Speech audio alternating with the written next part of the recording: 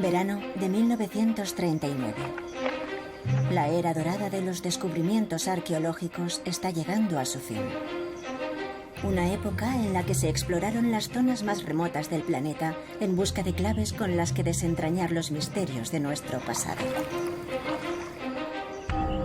Durante este último verano de paz, sobre el mundo se cernía una guerra que amenazaba con destruir nuestra civilización cuando se descubrieron 3 tesoros extraordinarios que cambiarían para siempre nuestra comprensión de los orígenes y la diversidad de la cultura humana.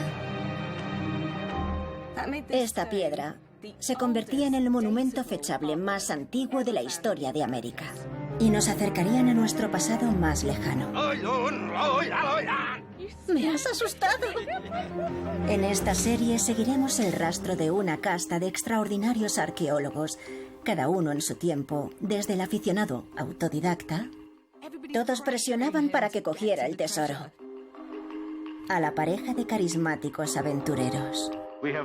Hemos encontrado un conjunto único de esculturas americanas.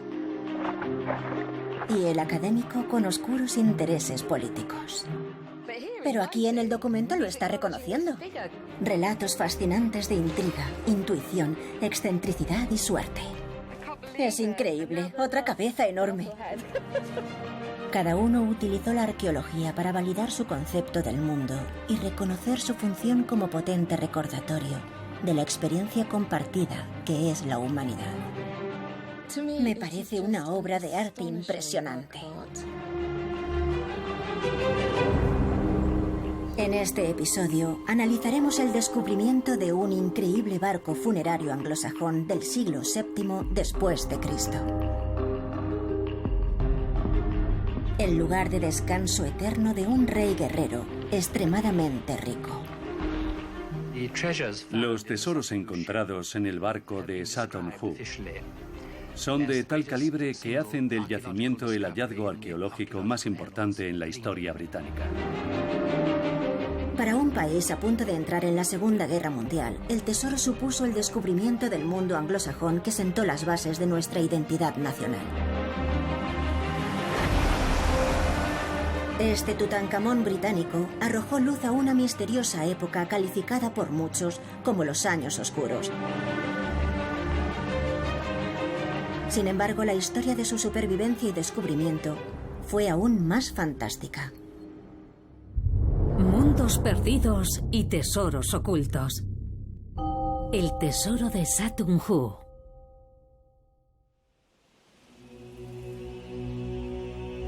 En la década de 1930, el espiritismo estaba muy de moda entre las clases altas.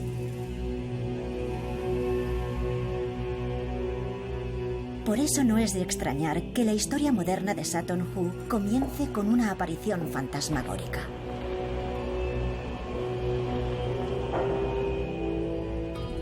Una amiga de la señora Edith Pretty, dueña de Tranmere House, en Suffolk, declaró algo asombroso. Dijo haber visto guerreros antiguos caminando entre las sombras, sobre unos extraños montículos situados dentro de la finca.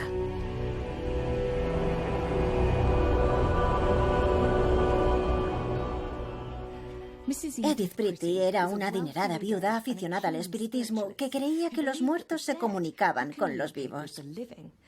Así que, en lugar de rechazar la visión de su amiga, se propuso excavar los montículos.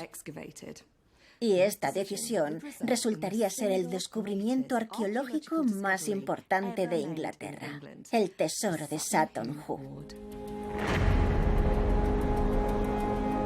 Ese fue el comienzo de una historia increíble. Hasta entonces se pensaba que cuando los romanos abandonaron Gran Bretaña en el siglo V, se llevaron consigo la civilización, dejando la isla sumida en una profunda crisis de 5 siglos de duración llamada los Años Oscuros. Durante este tiempo la vida fue terrible, dura y muy corta. Sin embargo, en 1939, el descubrimiento del tesoro de Sutton Hoo lo cambió todo. Este exquisito yelmo Quizás sea el artículo más icónico de los encontrados en el enterramiento de Sutton Hoo. Es conocido y admirado en todo el mundo por su valor artístico, su complejo simbolismo y su opulenta y sofisticada demostración de poder. Cualidades todas que se creían desaparecidas durante el periodo de los llamados Años Oscuros. Antes de descubrir los tesoros de Sutton Hoo, no sabíamos que la pagana e iletrada sociedad anglosajona era capaz de semejantes maravillas. Se necesitaron muchos años de investigación para que réplicas de alta calidad como esta nos dieran una idea de cuál habría sido el aspecto de la pieza original hace unos 1400 años. Este asombroso yelmo y el tesoro del que formaba parte han revolucionado nuestro conocimiento sobre la era anglosajona. Y su descubrimiento poco antes de la Segunda Guerra Mundial fue muy oportuno, porque cautivó la imaginación del pueblo británico y se convirtió en el símbolo del nacimiento de la nación por la que iban a luchar.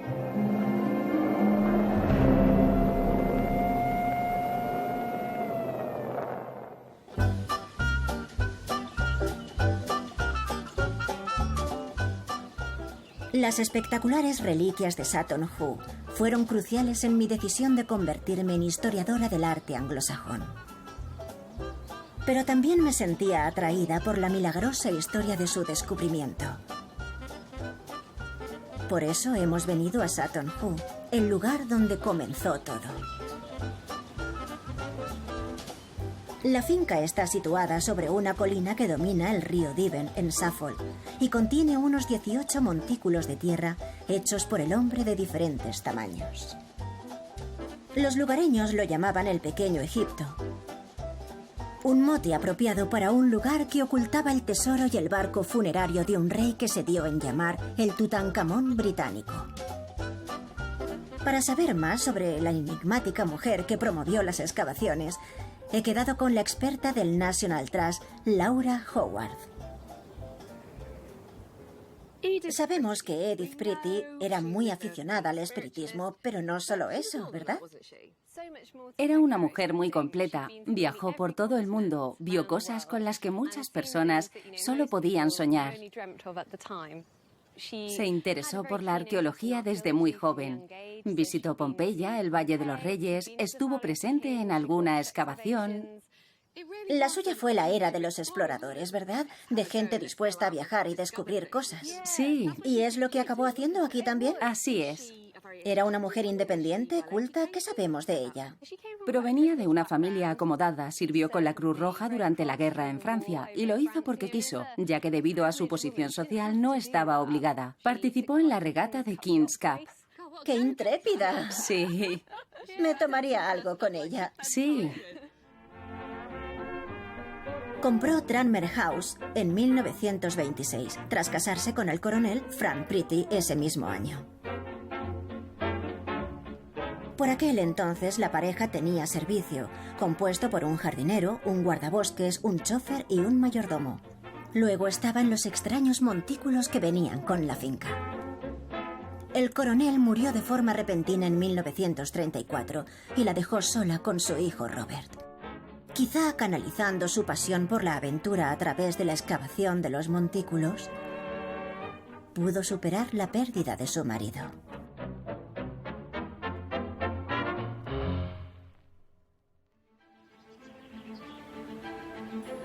Como mujer de su tiempo y clase social, simplemente decidió en el verano de 1938 ponerse a excavar.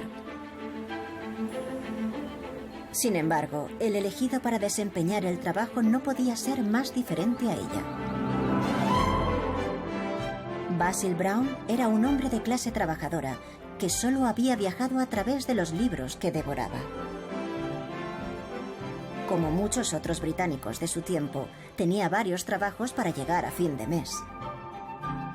Como hijo de agricultor, conocía bien la tierra de Suffolk y como aficionado a la arqueología, tenía un talento especial para encontrar cosas. Seguramente esas fueron las habilidades que convencieron a la señora Pretty para contar con él. Basil cobraría 30 chelines por semana y se alojaría en una habitación preparada para él, en la planta superior de la casa del chofer. «No voy a dejar nada al azar», escribió al comenzar las obras, porque a menudo los pequeños detalles son cruciales. La mayoría de estos enterramientos en Gran Bretaña son anteriores a la era anglosajona. De hecho, pertenecen a la Edad de Bronce, hace unos 3000 años. Y casi todos fueron saqueados. Sin embargo, Basil no tenía ideas preconcebidas. Y ese primer verano de 1938 decidió excavar 3 de los montículos más pequeños, pensando que así tardaría menos en descubrir qué había bajo tierra.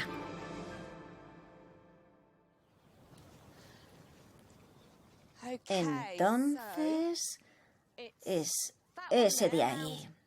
Es el montículo E, el montículo A y luego está el montículo D, allí. Es un poco complicado orientarse ahora. Antes los montículos eran mucho más altos, así que habría resultado más sencillo situarlos. Antiguamente, para hacer promontorios funerarios, primero se excavaba un profundo hoyo donde se realizaba el enterramiento. Y luego se cubría con tierra y piedras hasta crear una elevación.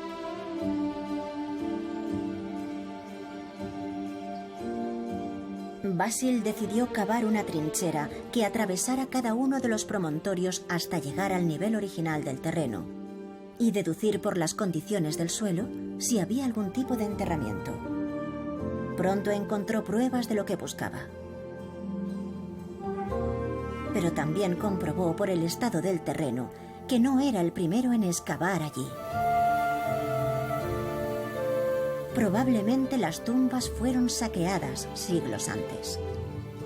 Sin embargo, una pista importante indicaba que estos montículos del jardín de la señora Pretty no eran el típico túmulo funerario de la Edad de Bronce. Nos topamos con una pila de clavos que suelen estar asociados con barcos escandinavos. Y cuando profundizamos más, encontramos una tumba en forma de barco y vimos algunos remaches en un lado y nos dimos cuenta de que se trataba de un barco.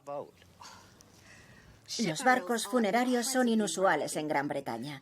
Por aquella época solo se conocían 2 ejemplos más, uno en la isla de Man y otro en Snape, bastante cerca de aquí. Así que si la mayor parte del tesoro había desaparecido y la madera del barco estaba podrida, la posibilidad de que bajo Sutton Hoo hubiera un pequeño barco funerario resultó ser una fascinante sorpresa. Como predijo Basil, los pequeños detalles fueron cruciales, y tras los remaches, su meticulosa excavación reveló un pequeño disco de bronce, que identificó como un objeto de principios del periodo anglosajón. Todo un descubrimiento, porque hasta entonces todos los barcos funerarios conocidos eran vikingos. Pero en Sutton Hoo había algo mucho más antiguo, de un misterioso periodo de la historia británica, los llamados Años Oscuros. Aquello fue más que suficiente para convencer a la señora Pretty de que continuara con las excavaciones el verano de 1939. La cuestión ahora era si alguno de los montículos había escapado al pillaje. Pero aquella era una época turbulenta con la constante amenaza de la guerra. Y tras años de creciente tensión y el auge del fascismo, en la primavera de 1939 las tropas alemanas invadieron Checoslovaquia. El aviso para Europa era muy claro.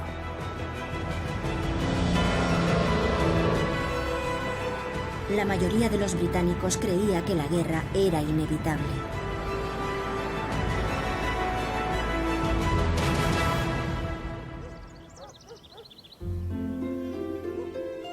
Aún así, llegó el verano seco y cálido, e iniciada la cuenta atrás para la contienda, Basil regresó para trabajar a contrarreloj, dispuesto a excavar el Montículo 1, el mayor del conjunto. Y recibió órdenes de la señora Pretty para que trabajara en el montículo más grande. Pero, ¿por qué no empezó por aquí? Fue muy inteligente. Comenzó por los más pequeños para comprender mejor cómo se construyeron. Tenía la cabeza bien amueblada y mucha curiosidad. Además, convenció al jardinero y al guardabosques para que colaboraran, y los tres valientes comenzaron a excavar en la base del montículo. Tras 2 días, John Jacobs alzó una lámpara y dijo: «He encontrado un trozo de hierro». Encontré el primer remache, yo lo llamé así. Y cuando me disponía a sacarlo, Basil me dijo que lo dejara donde estaba, que no debía coger nada hasta saber más. Me lancé y lo aparté de un empujón. Aquello era la proa del barco. Basil ahora sabía que los remaches de hierro pertenecían a un barco y que tenía que excavar alrededor con mucho cuidado para no dañar el esqueleto de madera podrida. Comenzó cepillando la parte superior de los restos oxidados con una brocha. Tenía también una pala para el carbón. ¡Madre mía! Con un mango muy largo, para cavar y echar la tierra a un lado. Cuando veía aparecer un punto rojo, allí había un remache y cogía la brocha. Apartaba la tierra y ahí estaba el tornillo. Sí. Tenía mucha paciencia y poco a poco fue revelando el contorno de un barco enterrado en la arena. Hizo un gran trabajo. Basil enseguida se dio cuenta de que aquel barco era algo extraordinario. Aquí en el Museo Británico, sus diarios nos hablan de aquellos emocionantes momentos. El barco estaba inclinado y como Basil trabajó con herramientas pequeñas y sus propias manos siempre que era posible, la estructura se fue ensanchando a medida que profundizaban. El 22 de mayo escribió: «Se está poniendo interesante. Avanzo lentamente en la excavación del barco. Voy con cuidado, revelando remache tras remache. Y ya parece evidente que estamos ante algo más grande de lo que nadie sospechó». El 2 de junio declara: «Hemos batido los récords de los 2 barcos funerarios encontrados en las Islas Británicas. De hecho, tanto el barco de Snape como el de la isla de Man cabrían aquí dentro. Cada vez hay más en juego». A finales de junio, las jornadas comenzaban a las 5 de la mañana y terminaban muy tarde. Miles de remaches de hierro revelaron la presencia de un barco de un tamaño nunca visto hasta entonces en Gran Bretaña. 27 metros de eslora y unos 5 se ensanchaban en la manga. «Un barco de semejante tamaño», escribió, «seguramente pertenecería a un rey o a una persona de gran relevancia. Es el hallazgo de una vida». Sin embargo, el corazón le dio un vuelco cuando encontró pruebas de saqueadores de tumbas. Un profundo pozo con cerámica rota en el fondo. ¿Significaba aquello que estaba ante otra cámara funeraria despojada de sus tesoros? Los ladrones excavaban el centro del montículo porque ahí es donde solían estar los tesoros más valiosos. Claro. Pero en aquella época, parte del túmulo fue arado por agricultores medievales. Así que, por pura suerte, cuando los ladrones excavaron lo que ellos creían que era el punto central, no encontraron la cámara mortuoria. ¿Y cuánto crees que tendrían que haber excavado? Bueno, si consideramos lo que hizo Basil, él dio con el pozo y en el fondo encontró una botella de ginebra que estaba solo a unos centímetros de la cámara. ¡Qué ironía! Si no hubieran bebido ginebra, habrían encontrado el tesoro. Un milagroso capricho del destino salvaguardó la cámara mortuoria hasta aquel verano de 1939. Y la posibilidad de encontrar tesoros inéditos dentro de un barco de un tamaño tan poco habitual hizo que los nervios estuvieran a flor de piel. La señora Pretty con frecuencia acudía a ver las excavaciones, ansiosa por saber qué habría allí. Podemos descubrir muchas cosas en el diario de Basil. Aquí dice, todos tendrán que esperar unos días para conocer el contenido del barco. Se nota que había tensión, prisa, impaciencia, pero él iba con cuidado. Sabía que debía ser muy meticuloso. Y se tomó su tiempo. Pero antes de que comenzara a desenterrar la cámara, un hombre muy diferente llegó al yacimiento. Charles Phillips era un renombrado y prestigioso arqueólogo de la Universidad de Cambridge. No sorprende que las autoridades estimaran necesaria la presencia de profesionales en una excavación tan importante. Y Phillips estaba considerado como la mejor elección posible. Leal y decidida como siempre, la señora Pretty insistió en que Basil siguiera como mano derecha de Phillips.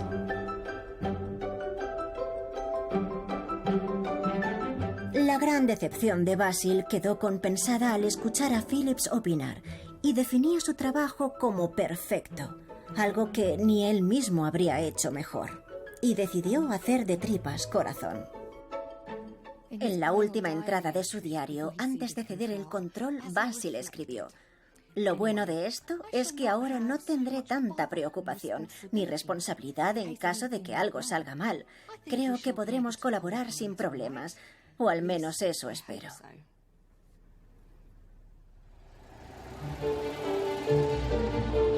Charles Phillips reunió un equipo de jóvenes arqueólogos que se alojaron en la Posada del Toro, cerca del yacimiento. Encontraron restos de tablas de madera, por lo que dedujeron que el barco había contenido una cámara mortuoria. La cámara habría colapsado bajo el peso de la tierra y la arena. A medida que la excavación proseguía, comenzaron a emerger pequeñas piezas de metal. Pero todo cambió el 21 de julio. La presencia de objetos tan poco habituales implicaba que aquel era el enterramiento de un guerrero o un rey anglosajón de los años oscuros. Estas extraordinarias pirámides idénticas fueron los primeros tesoros en salir de Sutton Hoo. Una auténtica maravilla.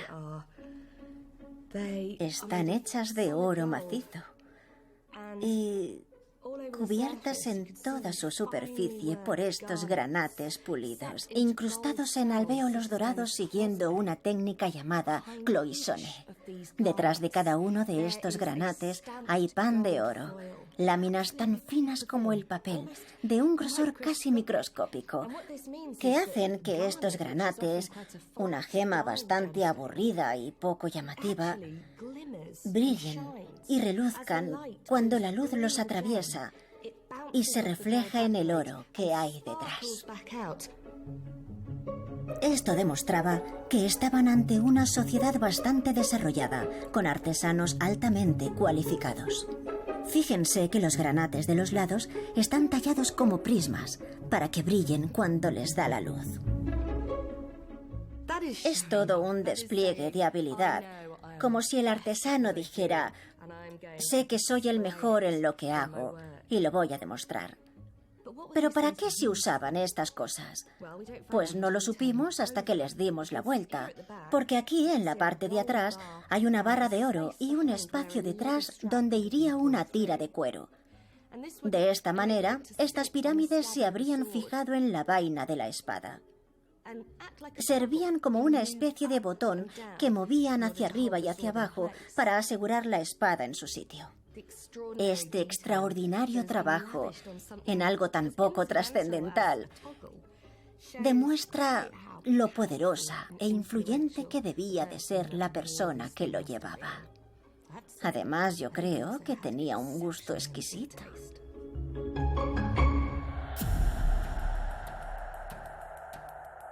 Aunque no quedase nada del cadáver del rey, el equipo vio con asombro cómo emergían numerosos tesoros de una calidad inimaginable.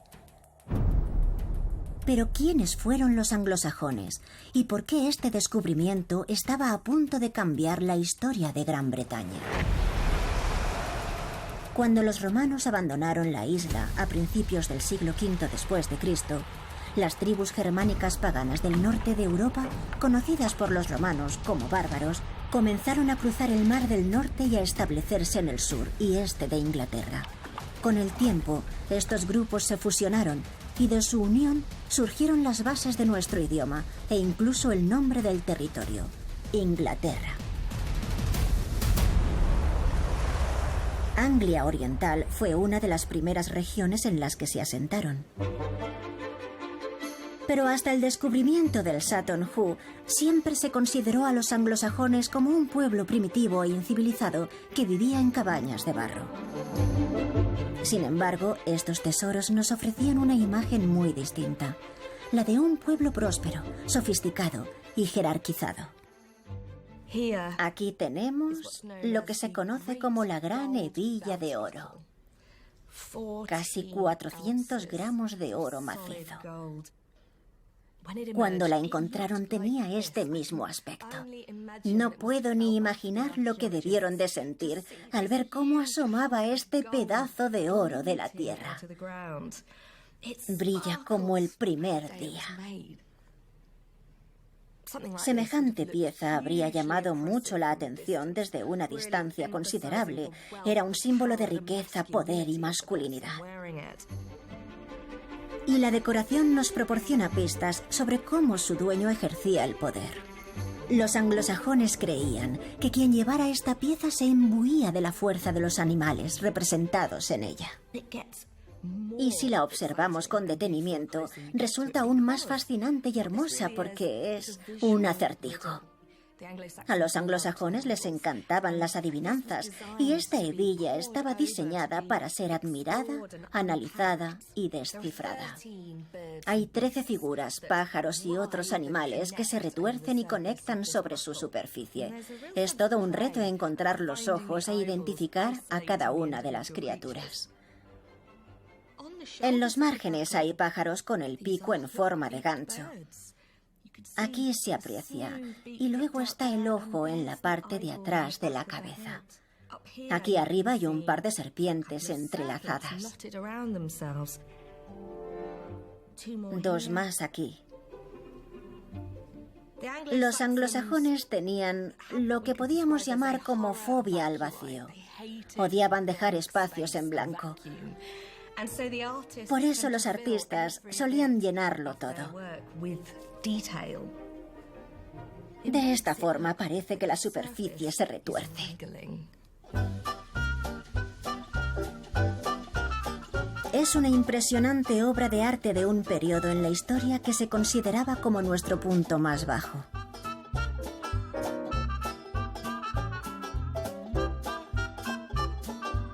El mismo día que apareció la hebilla, se realizaron también otros hallazgos como un arca de oro y granates con 37 monedas de oro, todas de diferentes regiones de Francia.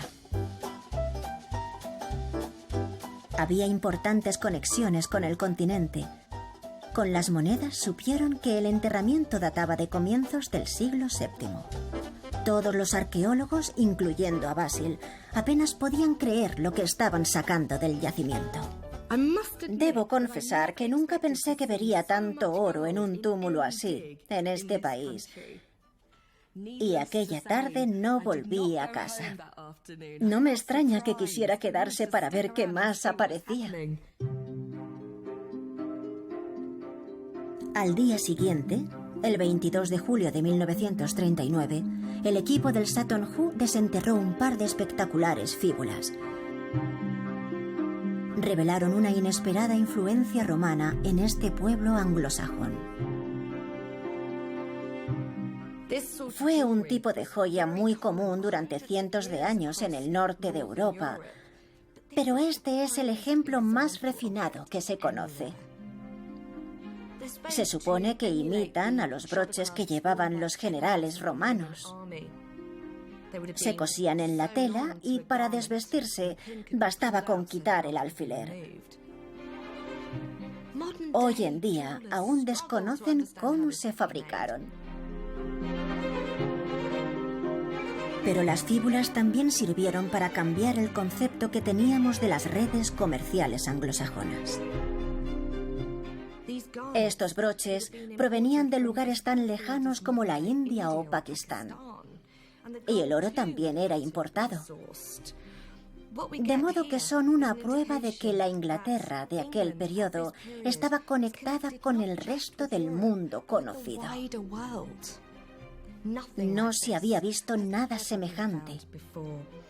El yacimiento nos muestra la importancia de Sutton Hoo para comprender la historia de Inglaterra.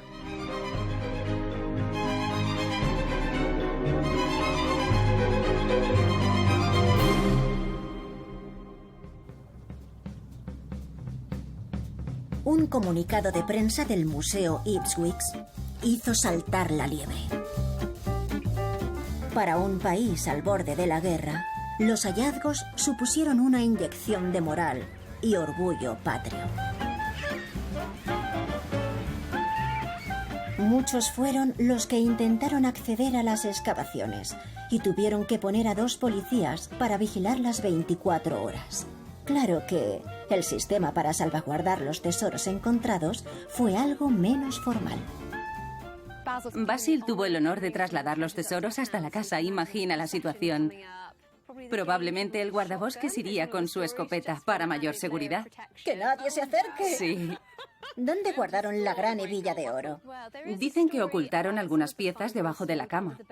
Claro. Sí, por si acaso. ¿Cómo era el día a día de la señora Pretty? La casa quedó arrasada. Usaban todo lo que tenían a mano para la excavación. Se llevaron los fuelles de la chimenea. Una antigua botella de Chianti sirvió para guardar algunos objetos. Se apañaban con todo lo que había por allí. Hay cierta belleza en todo esto. En tener que improvisar, en usar los fuelles. Cuando empezaron a encontrar reliquias, ¿estaba ella ahí para verlo? Por supuesto. Tenemos varias fotos muy bonitas de ella sentada con unos amigos y observando los trabajos. Además, organizaba fiestas para que sus conocidos vieran el barco. Todo muy de la época. Muy inglés lo de la fiesta en el jardín. Sí. Vamos a ver mi excavación. Puede que el descubrimiento fuera como un rayo de esperanza, que por otra parte estuvo lleno de incertidumbre. Ese contraste entre lo que sucedía en Europa y lo que pasaba aquí. Con este hallazgo convirtió la finca en el Valle de los Reyes británico.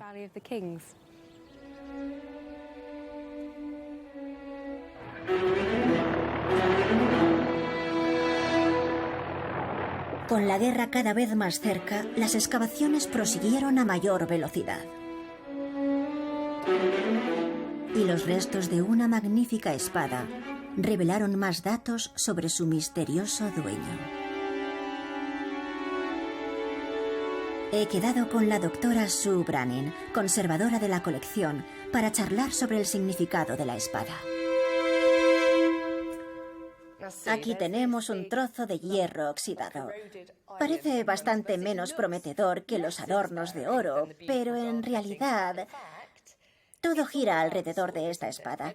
Todo el maravilloso trabajo de orfebrería en oro y granate está al servicio de esta espada. La espada era el arma más importante que podía blandir un guerrero a comienzos del periodo anglosajón.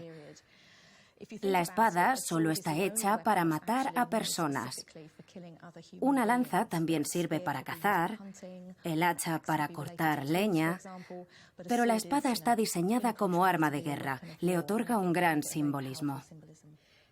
La tradición guerrera tiene un fuerte arraigo en la cultura anglosajona, ¿verdad? Por supuesto. El hecho de tener ante nosotras esta espada tan ricamente adornada nos dice que la identidad del guerrero era crucial, que tenía un gran valor. Durante este periodo, el poder lo ostentaba aquel que podía reunir a un grupo de hombres, de guerreros, y comandarlos bajo su causa. Si contabas con ese apoyo, tenías el poder. Hay piezas bastante extrañas, ¿verdad? La cota de malla tampoco parece gran cosa, un mero amasijo de metal, pero tiene una gran importancia. Sí, es única en la arqueología anglosajona. Es la única que ha sobrevivido de este periodo.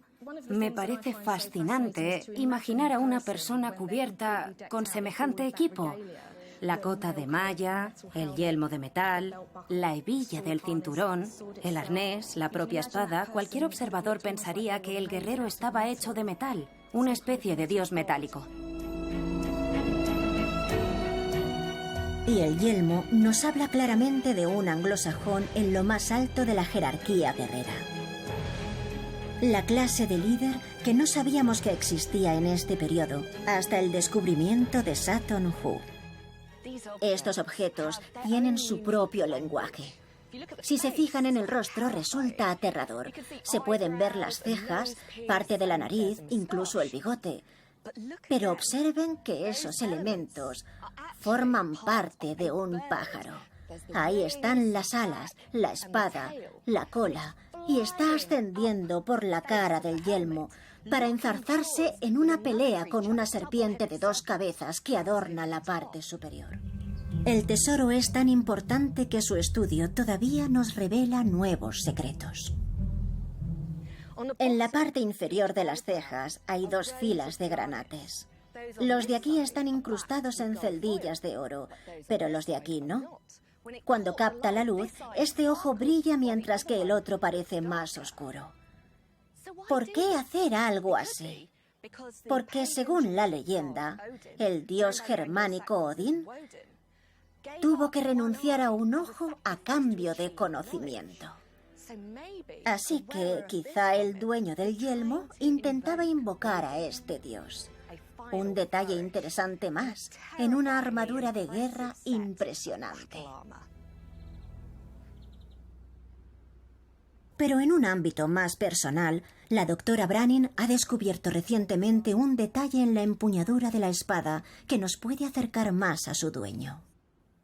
Aquí hay una fila de cuentas que están muy desgastadas, casi forman una fila plana, lo que significa que era zurdo. Otro detalle importante que podemos deducir de sus pertenencias... ¿Es como un testimonio del pasado? Sí, así es como conseguimos que estos objetos nos hablen, porque no tenemos documentos escritos de la época. La falta de testimonios escritos implica que no contamos con ninguna descripción del enterramiento. ¿Quién fue el poderoso guerrero enterrado allí? Los expertos no consiguen ponerse de acuerdo, pero yo creo que se trata de Raigwald, rey de Anglia Oriental, a comienzos del siglo VII, según dicen algunos historiadores. Aunque no hay forma de estar seguros. Yo no soy partidaria de ponerle nombre, pero no creo que esté muy desencaminada si digo que podría ser el rey de Anglia Oriental. No hay que olvidar que esta persona fue enterrada en una mortaja de 27 metros de largo. ¡Qué bárbaro! Y que sobre su tumba se erigieron unos enormes montículos de tierra. Fue alguien a quien se pretendía recordar. Para imaginar cómo se reunían todos estos objetos en un enterramiento de Estado, lo mejor es recurrir a Beowulf, nuestra obra literaria más antigua. Y fue colocado el egregio señor, dadivoso de anillos, a bordo del barco, al pie de su mástil. Abundaban allí los tesoros y adornos de tierras lejanas. No sé de otra nave que así se equipara, con armas de guerra, espadas, arneses y cotas de malla. Repleta quedó de magníficas joyas, que lejos con él deberían partir en poder de las aguas. El poema épico describe el enterramiento de un rey escandinavo, pero hasta el descubrimiento del tesoro, se pensaba que era una obra de ficción. Nadie imaginaba que hubiera algo tan sofisticado en Gran Bretaña.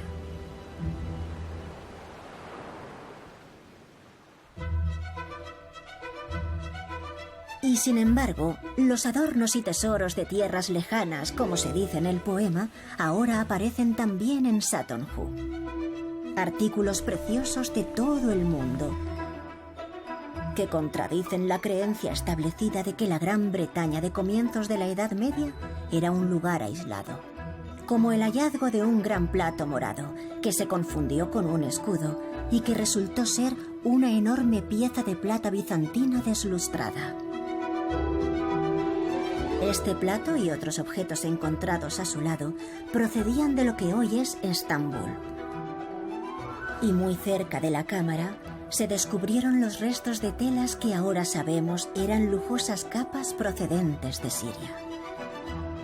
Semejantes objetos nos hablan de un nuevo tipo de rey guerrero, un individuo con una faceta diplomática, porque para traer ese tipo de bienes antes había que forjar acuerdos. Establecer una red de contactos que abarcaran toda Europa y alcanzaran el Mediterráneo oriental.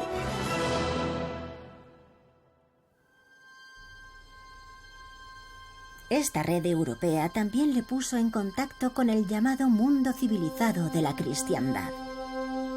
Y fue bajo el dominio de los reyes anglosajones cuando los reinos ingleses se convirtieron al cristianismo. Y aparecen pequeñas señales de lo que estaba por llegar. El barco funerario de Sutton Hoo, por su propia naturaleza, era una celebración pagana. Contenía todo lo que el difunto necesitaría para deleitarse y luchar durante toda la eternidad en el Valhalla. Pero la presencia de estas cucharas de plata, con sus pequeños crucifijos, sugiere que quizá, al incluirlas en el enterramiento, el gran guerrero prefirió curarse en salud y contentar a los dioses antiguos y también al nuevo.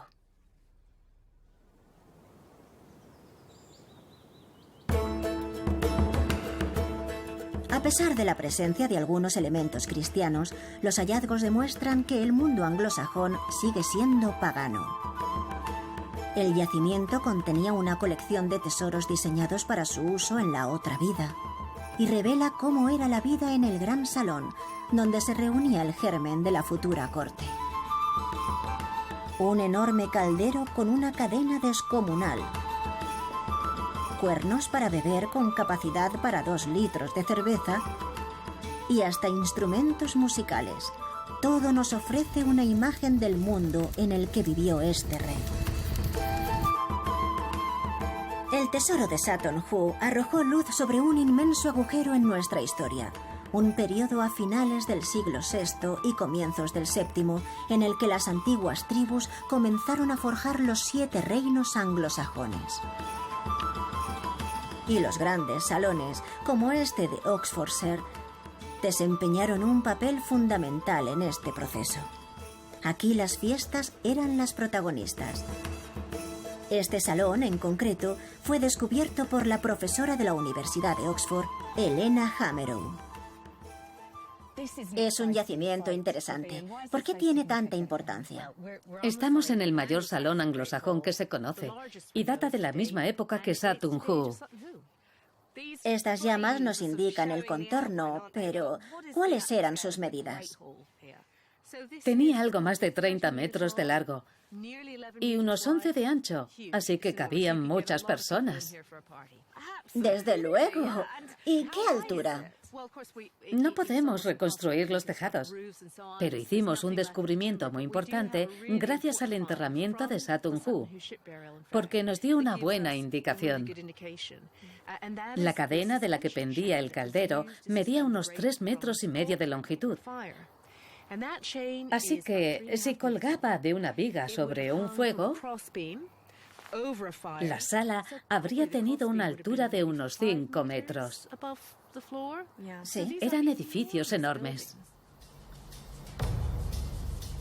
En Sutton Hoo tenemos la idea preconcebida de una élite guerrera con un señor al mando. Sí. ¿Cómo era la relación en un espacio como en este gran salón?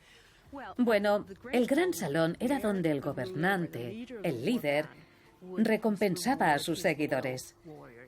Eran premiados de dos maneras: obsequiándolos con su hospitalidad, donde celebraba grandes festines en su honor, llenaba el caldero de... ¿no sabemos de qué? De todo.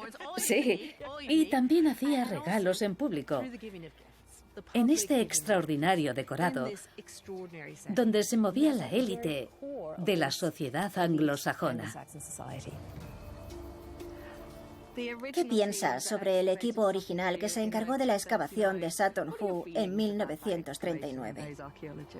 Bueno, fueron unos pioneros. No tenían ni idea del impacto que iba a tener su descubrimiento, pero sentaron las bases para el estudio de la arqueología anglosajona actual. Cuando pensamos en la vida de la élite y en la cultura de ese periodo, nos basamos en el barco funerario de Sutton Hoo.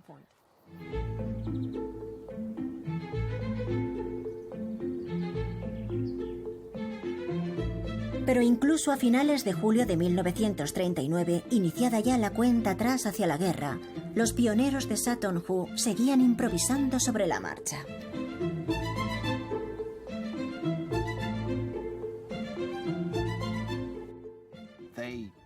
Excavaron la cámara muy rápido, pero también con mucho cuidado y mucho talento. No había un equipo mejor. Extrajeron 363 objetos de la cámara. Invirtieron 10 días. Si lo hiciéramos ahora, tardaríamos 10 meses en vaciarla. Sí que fueron rápidos. La guerra era inminente y no estaban bien equipados, pero lo consiguieron.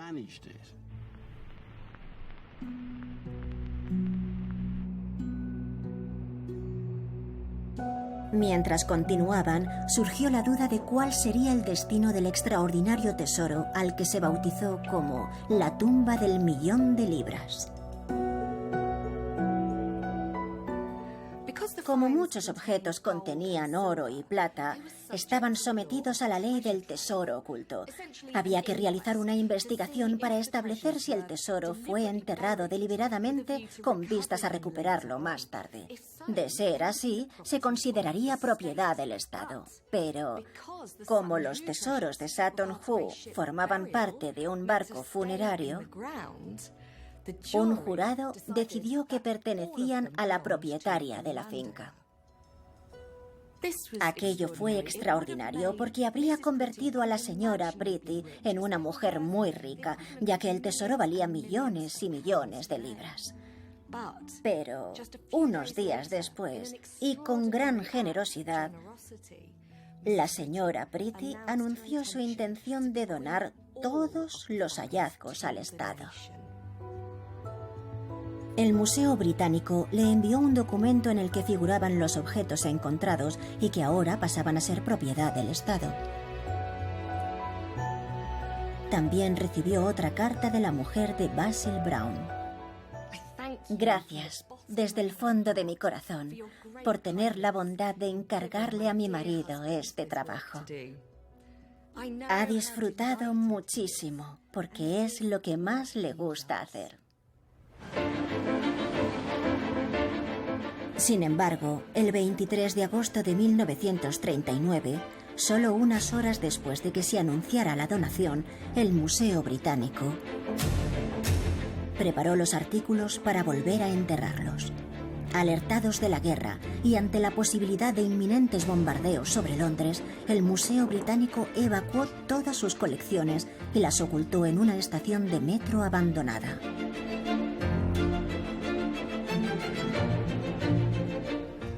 La colección de Sutton Hoo llegó por este andén para acabar oculta en lo más profundo del túnel. Aquí se encontraría a 10 veces más profundidad que en los últimos 1300 años. Pero no estuvo sola. Una gran variedad de esculturas romanas, sirias y griegas, incluso los mármoles de Elgin, se embalaron y almacenaron aquí abajo para evitar la destrucción que se auguraba en la superficie. El túnel se selló y se colocó un guardia en la puerta las 24 horas del día. Durante el horror de la Blitz, los londinenses también buscaron refugio en estos mismos andenes. En una época en la que su futuro parecía incierto, durmieron a solo unos metros de algunos de los más hermosos objetos históricos creados por civilizaciones largo tiempo desaparecidas.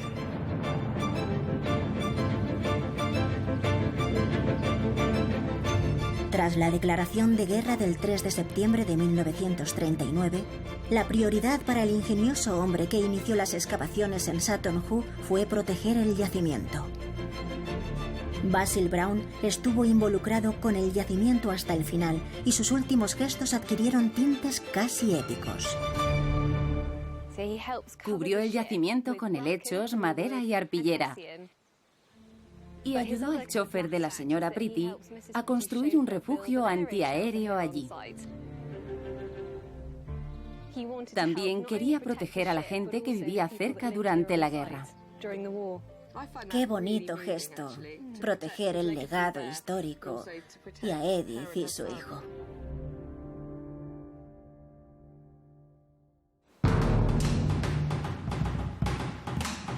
De hecho, de no haber excavado cuando lo hicieron, es posible que no hubiera habido legado alguno que proteger.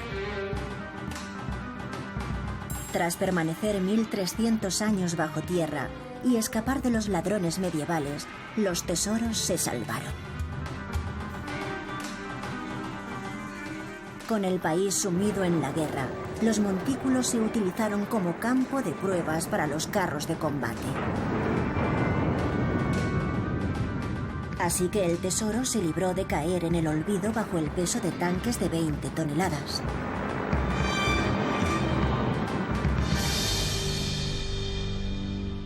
Otro momento increíble en la milagrosa historia del yacimiento.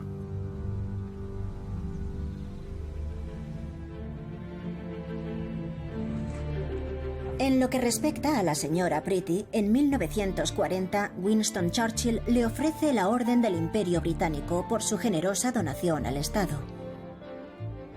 Un honor que misteriosamente declina. Le da calabazas a Churchill en plena guerra. Eso nos da una idea de la clase de mujer que era. Quizá estaba cansada de ser el centro de atención, pero la historia de Edith Pretty dio un último y dramático giro. Es una pena porque Edith muere en 1942. El tesoro permaneció bajo tierra 1300 años. Salió durante un breve tiempo, pero ella jamás lo vio expuesto en un museo. Es triste porque fue una mujer muy generosa. Y le habría encantado ver lo mucho que se valora su tesoro. Sí, estaría muy orgullosa, pero la historia no acaba aquí.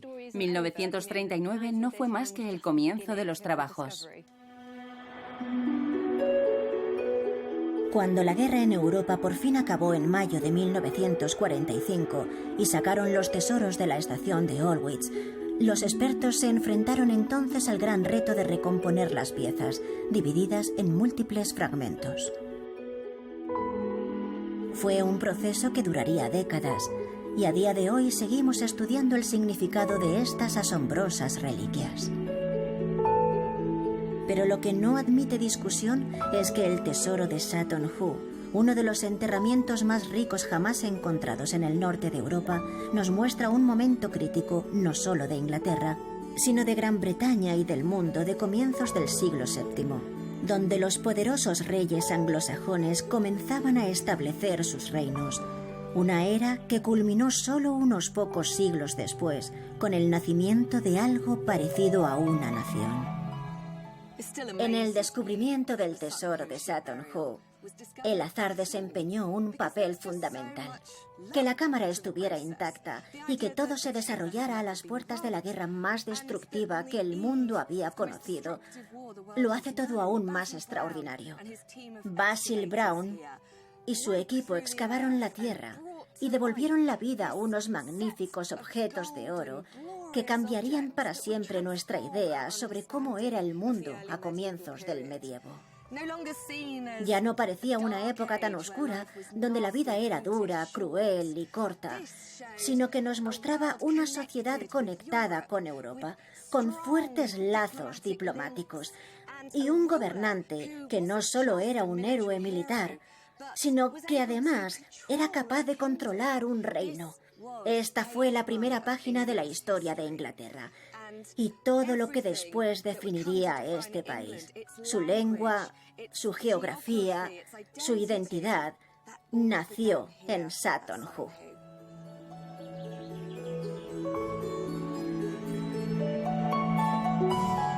Excavando las cosas que algunos encuentran en el jardín.